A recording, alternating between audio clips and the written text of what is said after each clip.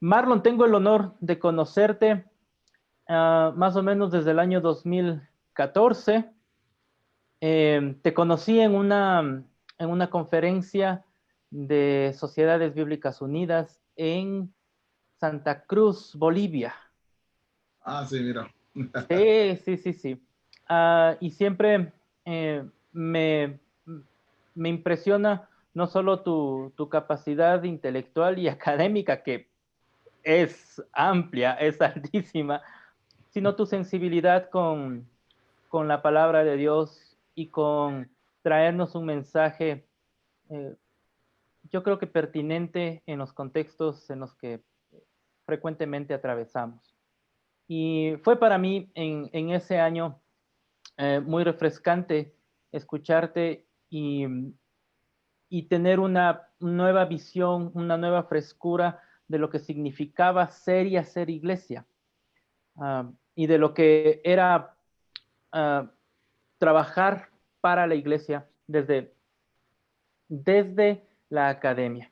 Así que, eh, sin más darnos vueltas, yo quisiera, Marlon, que tú pudieras hablarnos un poquito acerca de quién eres, qué haces y nos presentes al Marlon. Desde dónde estás ahora, desde dónde estás teniendo esta videollamada? Bueno, estoy aquí en mi país natal, que es la isla de Curazao, donde nací, donde me Bellísima crié isla. y todavía tengo la dicha de vivir acá. Bueno, David, qué bueno que nos conocimos en un taller de Ciudades Bíblicas Unidas. Yo he trabajado, ya tengo como 30 años en el Ministerio de Traducción de la Biblia con las Ciudades Bíblicas Unidas. Primero empecé como traductor. Yo mismo fui uno de los traductores en el proceso de traducción en el idioma papiamento, que es mi idioma materno. Y después de haber trabajado allí principalmente como primer traductor del Nuevo Testamento y revisor de parte del Antiguo, me incursioné como consultor de traducciones para las Bíblicas Unidas y trabajando en las Américas, en el Caribe, y también ahora, digamos, con responsabilidades a nivel mundial para entrenar a traductores y entrenar a otros consultores. Y ha sido una dicha muy grande. También soy pastor, una dicha muy grande de como cristiano, ¿no? Porque lo más importante de todo, digamos, al margen de todos los títulos y los estudios académicos, lo más importante es ser hijo de Dios, ¿no? Y allí yo tengo que decir que no tengo vergüenza de decir que todo empieza no a nivel intelectual, empieza a nivel emocional y personal, ¿no? Con un encuentro con Cristo cuando tenía 14 años. Wow. Ese encuentro me cambió la vida y también me hizo dar de mi parte para que Dios me pueda usar en los campos académicos, los campos donde ahora estoy trabajando y en la cual he cursado diferentes estudios. Muy bien. Marlon, a más de tu trabajo con las sociedades bíblicas, ¿qué otras actividades realizas en tu vida personal y profesional también? Sí, bueno, claro. Bueno, el trabajo de la Bíblia nos lleva a trabajar con todas las iglesias, pero yo mismo soy pastor en una iglesia acá en Curazao, que es una iglesia que se llama Iglesia Vida Nueva, y de una parte de la isla. Soy pastor allí junto con otro pastor. Estamos allí trabajando juntos. He trabajado como pastor por 16 años en esta iglesia. Claro, como mi trabajo tiempo completo con las Bíblicas Unidas, entonces trabajo, digamos, en el tiempo libre, doy de mi parte para coordinar los líderes y para enseñar. He estado también muy involucrado en la isla con contactos con diferentes pastores. He escrito un librito en papiamento, en mi propio idioma, y también siempre artículos académicos. Otro tema que siempre me ha fascinado es el enganche con el texto bíblico por medio de la dramatización. Hmm. Me ha gustado siempre actuar, ¿no? Dramatizar el texto en forma de monólogos, en forma de teatro amateur en la iglesia. Y claro, un amor muy grande por idiomas y por mi propio idioma papiamento, que siempre estoy muy afanado de estudiarlo, de profundizarlo y más que todo apoyar a otros que quieren tener la Biblia en su idioma, pero también profundizar su idioma y que todos los idiomas del mundo tengan el mismo valor. Así estamos también la parte académica, la parte más, digamos, de dramatización, la parte más de usar el cuerpo, lo que llamamos en inglés embodied performance, que es la actuación del texto bíblico. Es uno de los temas que me fascina más que nada, porque ahí es el enganche con el texto mismo que hace vivir el texto, ¿no? Cuando uno así se mete dentro de los personajes, dentro del texto. Entonces, podríamos decir que eres lingüista, profesor, pastor, artista, Bueno, de todo un poco. de todo un Cuéntame, poco. cuéntame algo, Marlon. ¿Cómo está viviendo la isla el tiempo de la pandemia? Sí, bueno, como todos los lugares, estamos en una situación de, digamos, un encierro que ahora se ha aflojado un poquito, justamente esta semana, anteayer han aflojado que se puede ir a caminar en ciertos horarios, claro, con distancia social. Tengo que agradecer a Dios, pienso que en la isla hemos tenido un gran epidemiólogo que ha hecho un excelente trabajo con el gobierno acá. Como la isla es pequeña, hablamos de 160,000 personas, entonces han llevado una política de mucho proteger a la isla para que la pandemia no lleve su curso, porque sabemos en países donde vemos que ha sido muy fuerte, que mueren, bueno, una cantidad de gente, ¿no? Y aunque dicen que el 5%, tanto por ciento, es una cantidad considerable.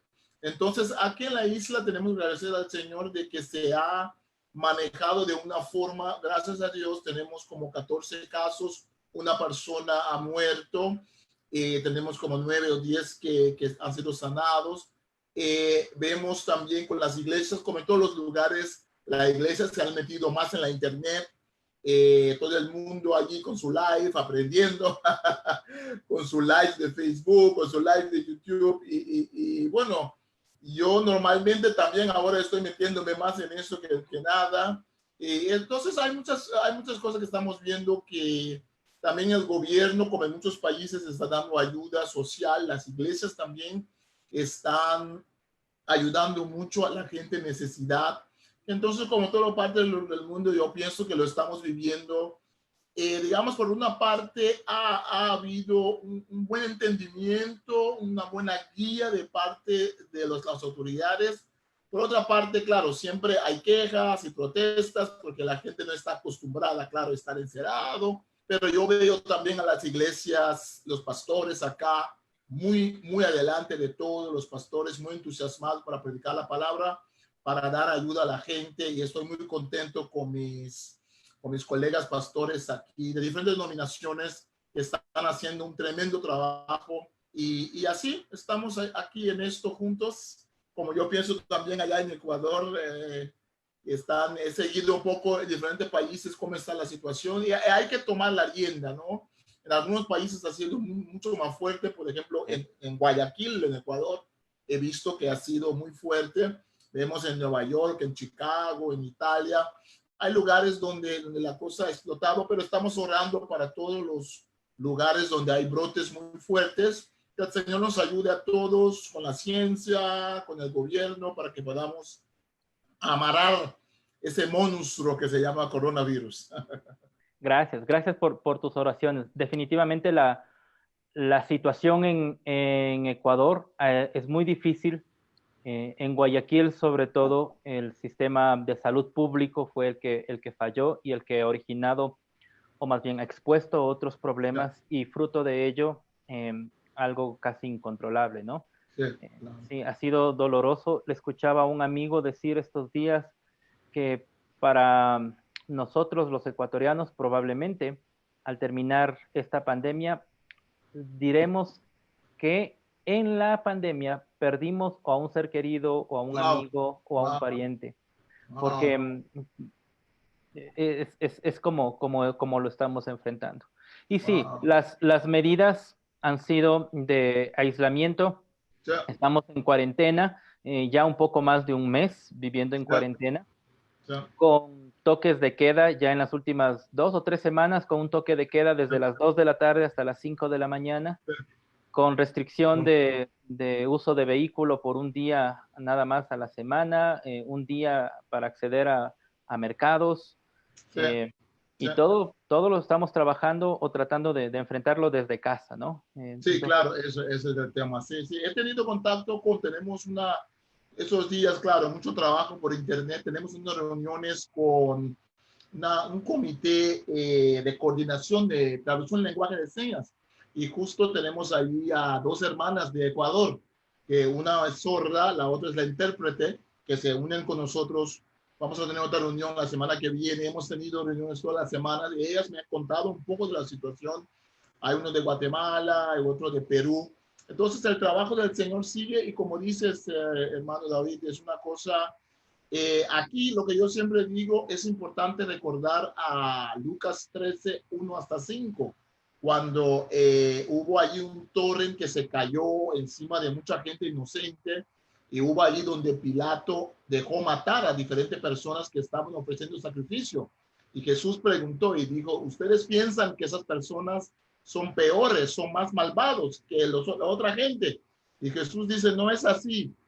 Ustedes si no se arrepienten, le va a suceder peor.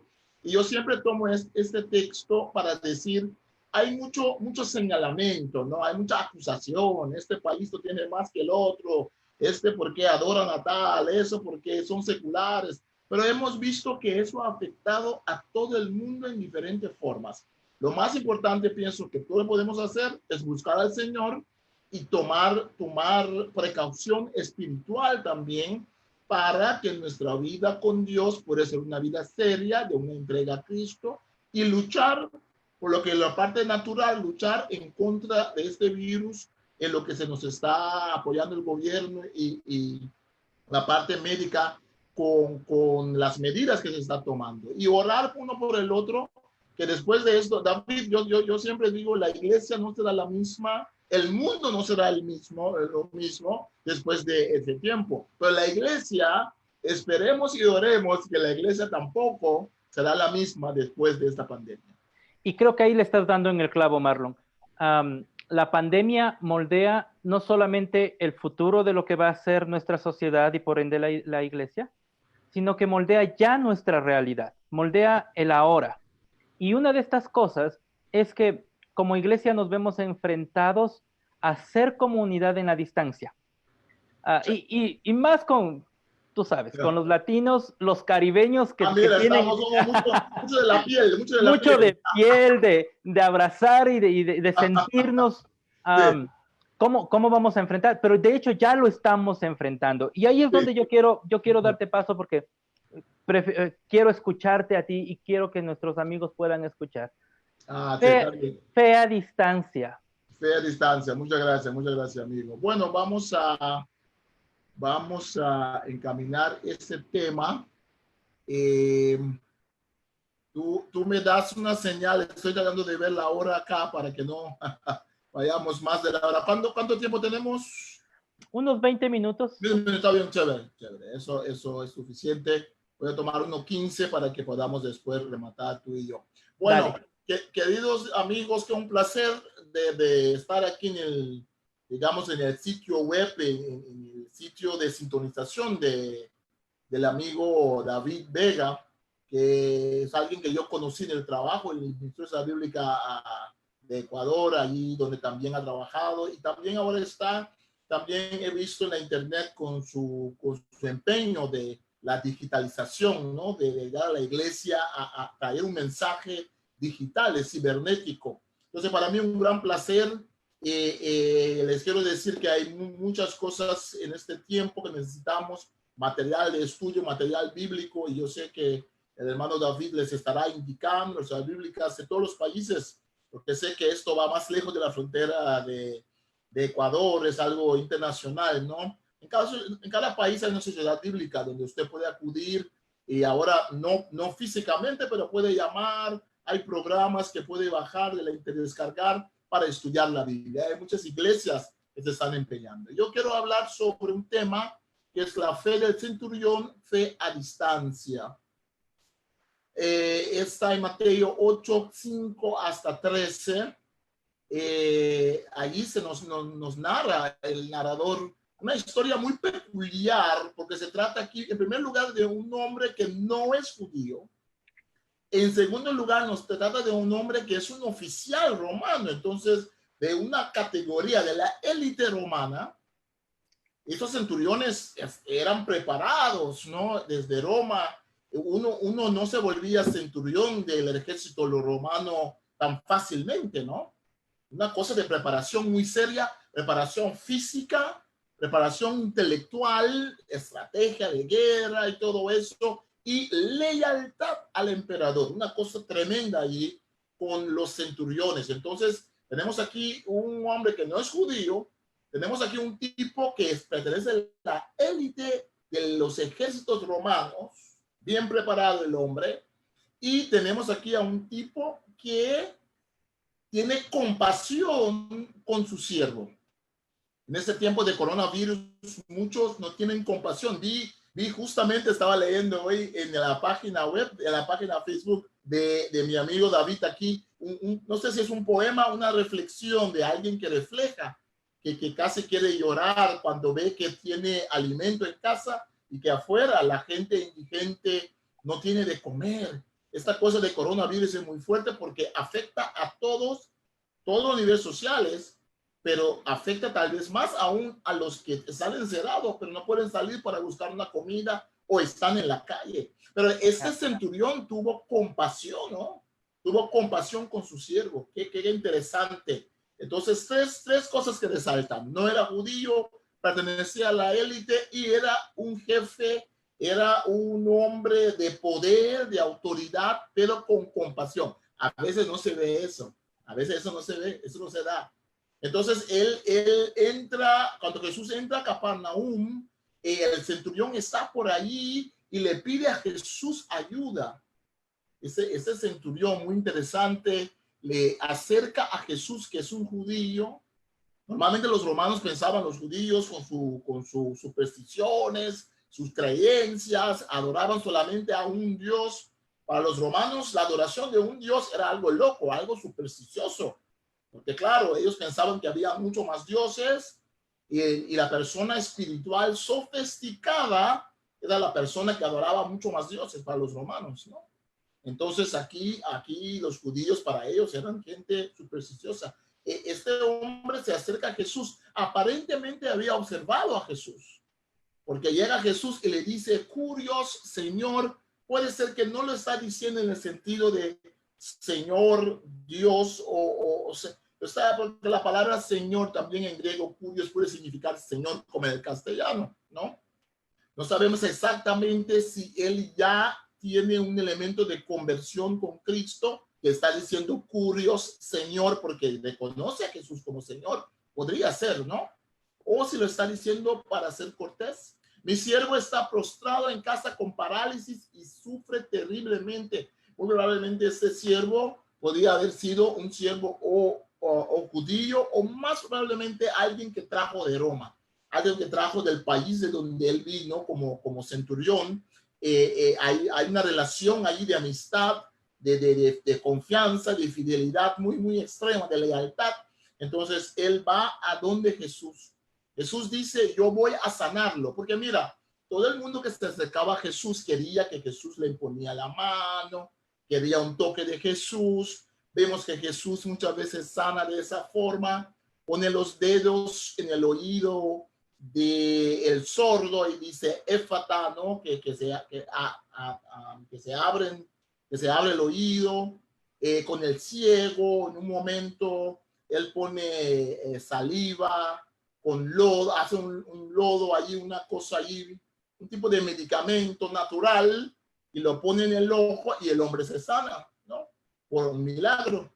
Vemos que Jesús toca al cadáver del muchacho, el joven de Naín, que falleció, el único hijo de la viuda, y Jesús va en contra de las leyes de pureza, y toca el cadáver y levanta, ¿no? Vemos muchas veces que Jesús toca a la gente, entonces Jesús responde, voy a ir porque todo el mundo quiere que Jesús vaya donde ellos. Pero mira qué cosa más interesante. Este hombre no solamente no era judío, ese hombre no solamente pertenecía a la élite, ese hombre no solamente tenía compasión, pero ese hombre tenía un conocimiento profundo espiritual, tenía fe a distancia. Señor, no merezco que entres bajo mi techo, pero basta con que digas una sola palabra y mi siervo quedará sano, porque yo mismo soy un hombre sujeto a órdenes superiores y además tengo soldados bajo mi autoridad. Le dijo a uno, ve y va, y al otro, ven y viene. Le dijo a mi siervo, haz esto, y lo hace. Ahora mira lo que dice el texto. Al oír esto, Jesús se asombró y dijo a quienes lo seguían, les aseguro que no he encontrado en Israel a nadie que tenga tanta fe. Mira, qué cosa, ¿no? Este hombre pone en shock a Jesús. Ese hombre hace que Jesús se asombra porque era un romano y no era judío. Los judíos estaban acostumbrados de que se le ponía la mano. Había mucha gente que caminaba allí por Israel orando con la gente, sacando demonios. Los rabinos nos narran posteriormente, nos narran los escritos rabínicos, cómo muchos trataban de sacar demonios. Por eso que Jesús, cuando sacaba demonios, la gente quedaba así pasmado porque él lo hacía con su palabra. Él no necesitaba mucho cachivache, muchos rituales, mucho baile. No. No, él lo hacía así, ¡pum! Y la gente se asombraba con la palabra de Jesús. Al oír esto, Jesús se asombró y dijo a quienes lo seguían, les aseguro que no he encontrado en Israel a nadie que tenga tanta fe. Bueno, eso es interesante. La gente estaba acostumbrada a imposición de mano, a estar cerca, como estábamos diciendo, al contacto de la piel. Que la Biblia nos dice que hay bendición que va de uno al otro. Este hombre, a base de su entrenamiento militar como soldado romano, él se fijó en Jesús y él tuvo fe a distancia. En estos días necesitamos fe a distancia. En estos días no podemos estar juntos. El otro día yo estaba en un entierro de una señora que quiero mucho, de una hermana que le falleció el esposo de muchos años de casado y uno no podía abrazarla para consolarla. Una cosa tan triste en estos días de COVID-19, que hay entierros de gente y no podemos abrazarnos, no podemos consolarnos.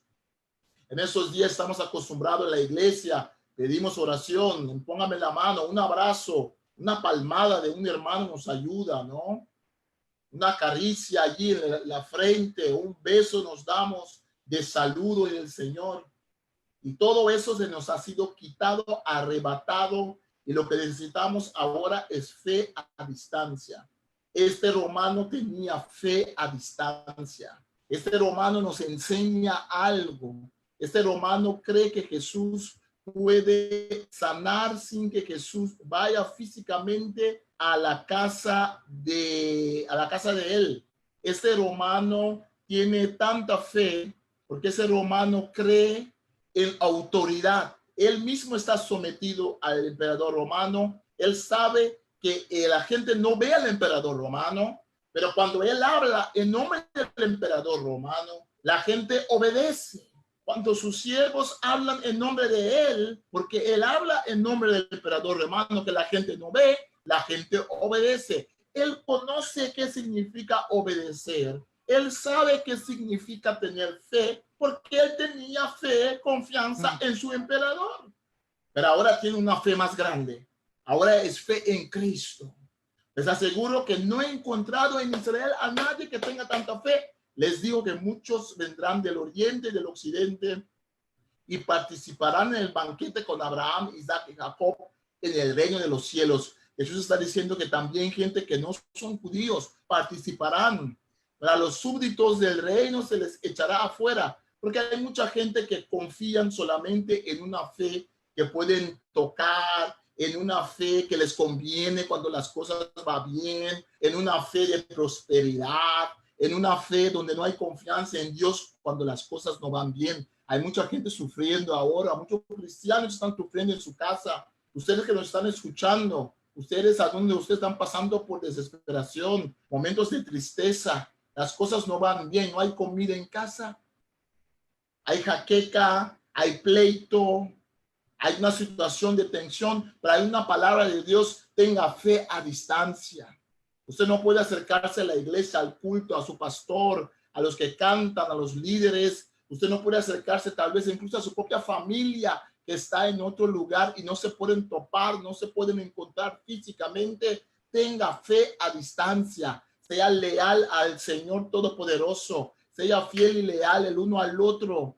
Fe, la palabra fe significa confiar en Dios. La palabra fe también a veces significa lealtad. Significa una lealtad profunda que tenemos que tener. Entonces, luego Jesús dice al centurión: ve, todo se hará tal como creíste. Fe a distancia. Y en esa misma hora, aquel siervo quedó sano. Ay, esta cosa de coronavirus nos ha cambiado la vida. Ojalá que nunca más sigamos en la misma forma como iglesias, nuestra forma de reunir, nuestra forma de cada cosa son importantes. Ahora nos está sacudiendo Dios. Dios usa todas las cosas. Dios puede usar este tiempo de pandemia para sacudir al mundo, para sacudir las cosas que se pueden caer y se pueden mover. Son las cosas que nos necesitamos en realidad. Tienen su importancia, pero lo que permanece firme, esta confianza en Jesús, en el Señor. Hoy le deseo, si usted nos está escuchando, le deseo fe a distancia. Usted no ve a Dios, usted no puede estar en la iglesia tal vez, no puede ir a su misa, usted no puede estar con la gente, pero hay un Dios que le llama y siempre le ha llamado ese Dios. Hoy le quiero hacer un reto para como este centurión romano, usted puede buscar una relación íntima con Jesús, una relación personal con Él de confianza, una relación donde usted puede decir: Jesús, venga en mi vida, toca mi corazón, quiero nacer de nuevo, quiero que me perdones mis pecados. En esa situación de coronavirus, quiero confiarte, Señor. Hoy queremos pedir al Señor, los que están sufriendo de enfermedad, los que están sufriendo, familiares que tienen la enfermedad, situaciones difíciles en Guayaquil, allí en Ecuador, en Nueva York, allí en Holanda, allí en Chicago, allí en muchos países, en Perú, muchos países del mundo, en Italia. Sabemos que la situación puede ser muy fuerte, pero sabemos que Dios sigue siendo Dios. Le invito a tener fe a distancia. Esa fe de la cual Jesús se quedó asombrado. Jesús dijo: nunca he visto tal fe en Israel. Ojalá que Jesús, por medio del Espíritu Santo, encuentre ahora en nosotros esa fe a distancia. Esa fe a distancia es tan poderoso como la fe de tocarse, como la fe de verse, porque mira, el siervo se sanó. Antes de que el hombre llegó, ya se sanó. Entonces la fe a distancia tiene mucho poder. No dude, hermano, no dude, hermana, no dude, señor, no dude, jovencita, no dude, joven, que hay un Dios que a distancia está muy cerca de nosotros. Para Él no hay distancia. Por eso funciona fe a distancia. Uf, amén. Gracias, Marlon, por esa, por esa palabra. Me sorprende ver a Jesús, como bien dices, que rompe protocolos para acercarse a lo impuro y toca, Amén. pero que en esta ocasión Él es el que queda sorprendido por la fe de un gentil Sí, sí, y no toca. Sin embargo, estoy seguro que ni el centurión ni su empleado olvidaron esto. Y me sí. parece que esta es la fe a distancia que necesitamos. No siempre Dios actúa de la misma manera. Simplemente tenemos que aprender a escucharlo, a recibirlo, a abrazarlo de diferentes formas. Y para mí ese es el reto o el desafío que tenemos hoy como iglesia. Una fe a distancia es posible, es posible. Uh, y aunque se vaya en contra de lo que hemos visto antes. Simplemente tenemos que aprender. Gracias, Marlon, por por esa palabra.